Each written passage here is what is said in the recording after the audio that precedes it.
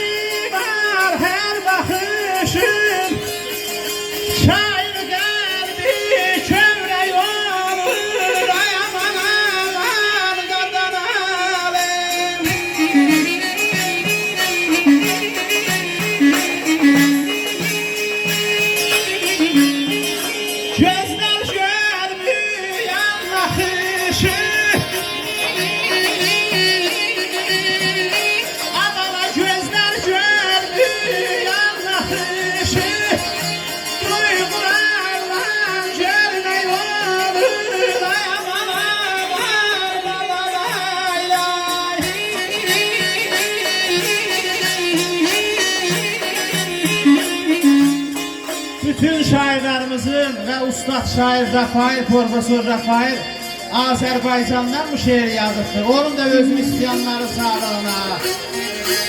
Mənası var her bakışı, şair qəlbi kövrək olur. Gözler görmeyen nakışı, duygularla görmək olur.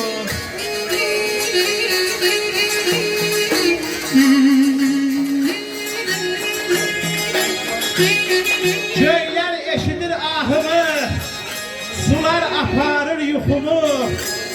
Tanrı gönderen toxumu daş üstünde əhmək olur.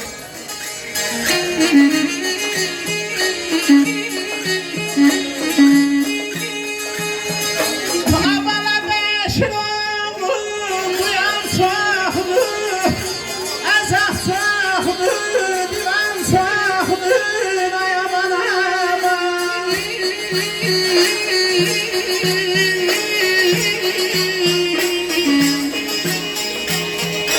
Sevilen çok, seven çok, sevilen çok, seven çok.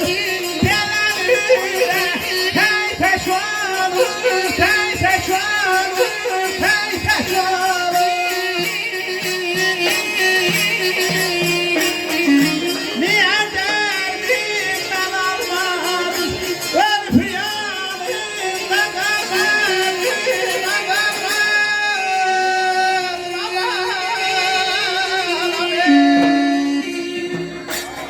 hamınızın sağlığınız olsun, qonaqlar sağlığına.